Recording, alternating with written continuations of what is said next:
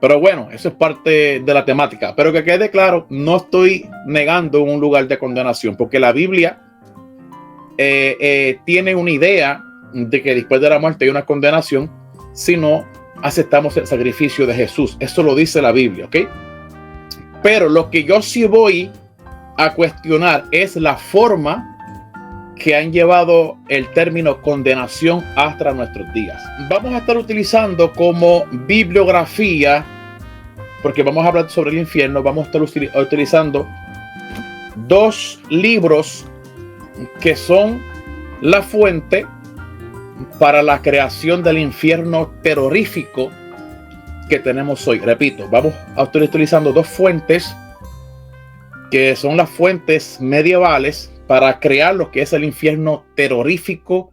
Vamos a estar utilizando primeramente el clásico, la Divina Comedia de Dante, que vamos a estar leyendo un extracto en breve de cómo Dante baja con un ser y este ser lo pasa por todo el infierno.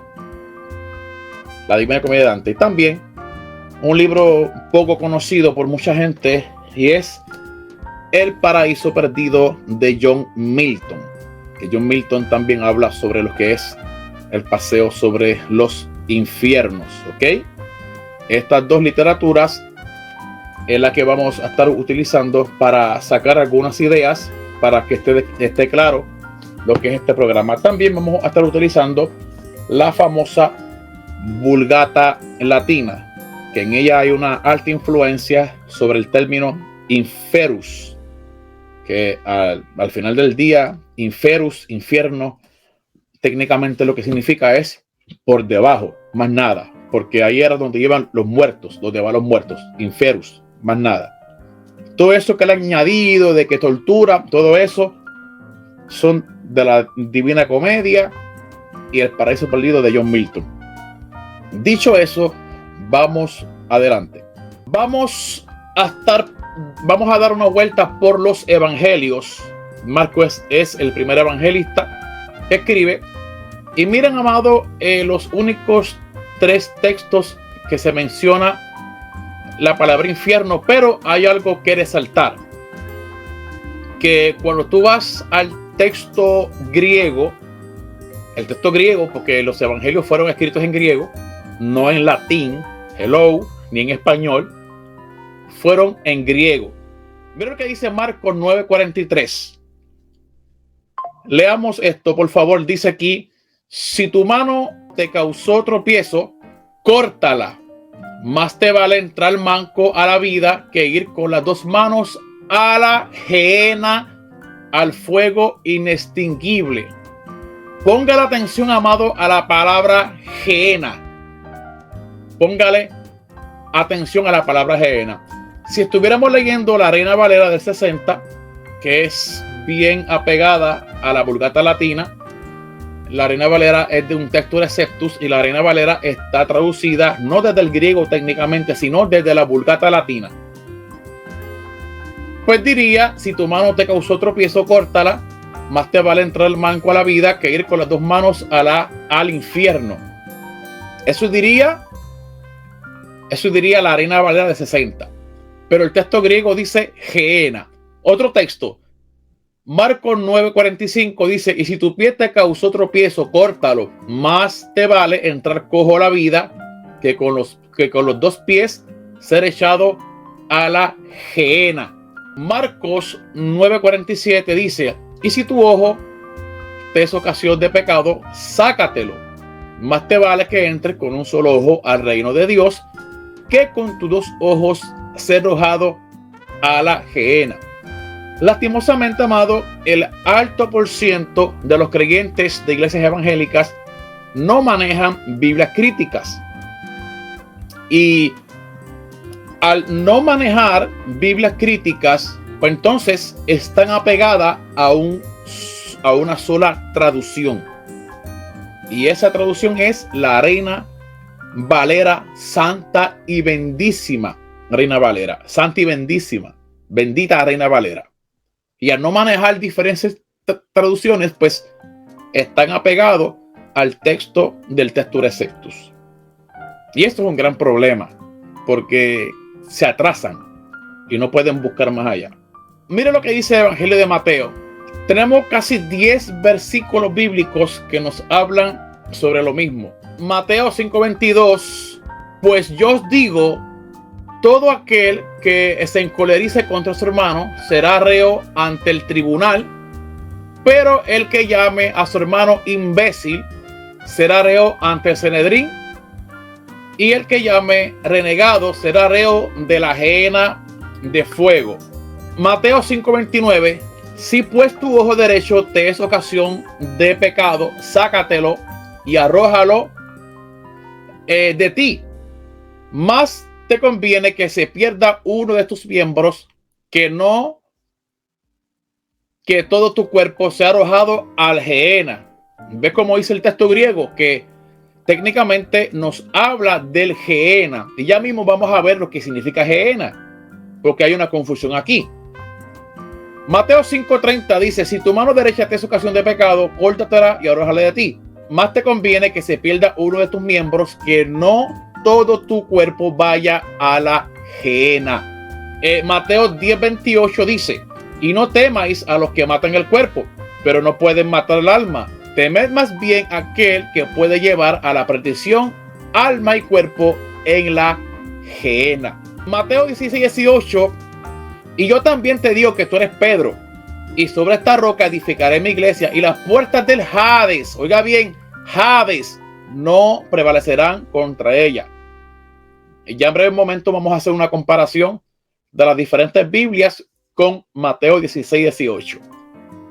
Mateo 18:9 dice así: y si tu ojo te es ocasión de pecado, sácatelo y arrójalo de ti.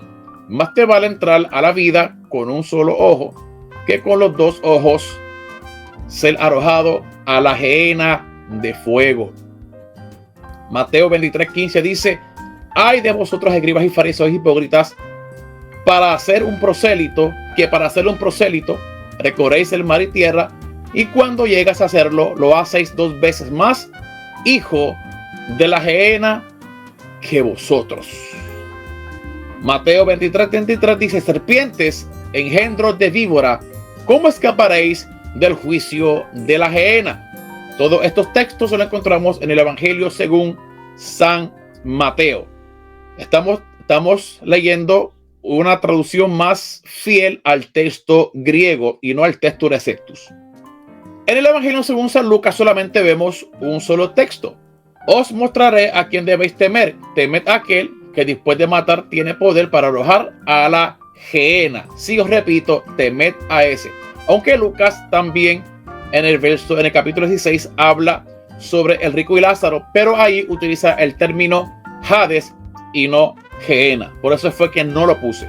Santiago 3:6 dice: la lengua también es fuego, un mundo de iniquidad. La lengua, que es uno de nuestros miembros, contamina todo el cuerpo y encendida por la gehenna prende fuego a la rueda de la vida sobre sus comienzos. Mira qué tremendo. Dice aquí gehenna. Segunda de Pedro 2:4 dice: pues si Dios no perdonó a los ángeles que pecaron, sino que precipitándolos en los abismos tenebrosos del Tártaro, los entregó para ser custodiados hasta el juicio. La Reina Valera hace una pésima traducción sobre este texto de Segunda de Pedro 2:4, porque la Reina Valera del 60, búsquelo ahí en su casa, abra su Biblia por favor, y va a verificar que la Biblia de la Reina Valera quita la palabra Tartarus, que es la palabra griega real que utiliza Pedro, porque Pedro utiliza un lugar mitológico griego para exponer su teología, ¿ok? Y saca la palabra Tártaros y pone la palabra infierno. O sea, sacan la palabra griega y ponen una palabra latina. Eso es una pésima traducción. Ahora bien, ¿qué es el gehenna? Porque hay que preguntarnos, ¿qué es el gehenna? ¿Qué es eso? ¿Qué significa el vocablo gehenna que aparece en el Nuevo Testamento? Gehenna es un cálculo lingüístico, es decir, una palabra que no es de origen griego, sino más bien un préstamo del hebreo. ¿Por qué digo esto? Porque la palabra gehenna viene del Valle de Ginón. Y el Valle de Ginón era el famoso valle donde se sacrificaban niños para una divinidad cananea llamada Molech o Moloch, como usted le quieran llamar. Y aquí en el mapa podemos ver que se encontraba cerca de Jerusalén.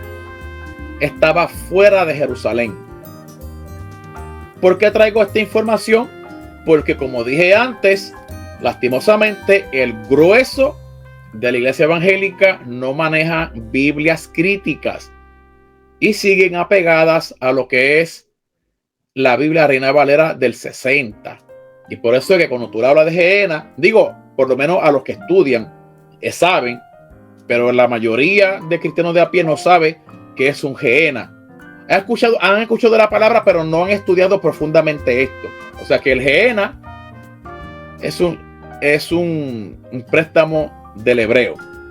Para los tiempos de Jesús, el Gehenna era un vertedero, como lo estamos viendo en esta foto. Aquí tenemos las murallas de Jerusalén. Tenemos un hombre tirando desperdicios. Aquí tiraban animales, cuerpos humanos, basura. Eso estaba siempre lleno de gusanos. Había una peste. O sea, y el fuego estaba día y de noche. Porque era el basurero del pueblo. Y hacer el basurero del pueblo, pues siempre estaba ardiendo en fuego. Pero esto tiene un trasfondo histórico. Era un vertedero afuera de la ciudad de Jerusalén, donde ardía un fuego de día y noche, donde se quemaban todo tipo de desperdicios. Vamos a la historia, rapidito, para entrar al video reacción. Cuando los judíos llegan del exilio babilónico a sus tierras por orden del Mesías Ciro, comienzan a edificar. Cuando llegan a este valle, entran en el terrible recuerdo de sus antepasados que cometieron el terrible pecado de sacrificios de niños, sacrificios humanos, que le costó ser exiliados y en última instancia destruidos. Deciden no construir en ese lugar, pero lo convierten en un vertedero para destruir todo tipo de desperdicios. Eso era el Gehenna. Y a este lugar que usted está viendo aquí es lo que Jesús se refiere cuando dice sobre lo que es el Gehenna. Eso es lo que Jesús se refiere. O sea, cuando Jesús habla, pero yo digo que todo aquel que se encolerice contra su hermano será reo ante el tribunal, pero el que llame a su hermano imbécil será reo ante el Sanedrín, y el que llame a renegado será reo de la Gehenna de fuego. Todo esto que usted leyó conmigo sobre Marcos, Mateo y Lucas, que habla técnicamente sobre el Gehenna, porque eso es lo que dice el texto griego, no dice infierno, dice Gehenna. Jesús se refiere, amado, a lo que es este vertedero. ¿Ok? Y Jesús utiliza ese vertedero como ejemplo. ¿Para qué? Para traer una enseñanza. Todos los traidores, los que rechacen su mensaje, van a ser echados al Gehenna. Ahora bien, actualmente este Gehenna ya no existe. Tenía una foto sobre lo que es el Gehenna. Actualmente, si usted la puede buscar por Google, usted pone Gehenna actualmente en Israel, y usted va a ver que eso es un lugar turístico, un lugar bien bonito, un lugar donde usted puede ir a lo que muchos consideran el infierno. Y ese infierno en Jerusalén, o sea, en Israel, eso es hermoso, es un lugar turístico. Por eso entendemos, amado, que Jesús, cuando utiliza el Gehenna, lo hace de una forma simbólica. Mateo 16:18, donde dice Biblia Vulgata, en el verso 18, lo marqué en amarillo y dice infernum. Infernum. Esta es la Vulgata latina, ¿ok? Pero cuando leemos un texto crítico como el de la Biblia de Jerusalén, dice: tú eres Pedro, y sobre esta piedra edificaré mi iglesia, y las puertas del Hades. En el texto hebreo no dice, perdón, en el texto griego no dice infierno, dice Hades. Hades, ¿ok? Pero la Vulgata Latina la traduce por infernum. ¿Por qué? Porque la Vulgata Latina es una traducción de la época. Y hacer una traducción de la época, pues le corrigen ciertas cosas según el pensamiento teológico de la época. Amado, esto es una realidad. Esto es una gran verdad. Y la palabra infierno es del latín infernus.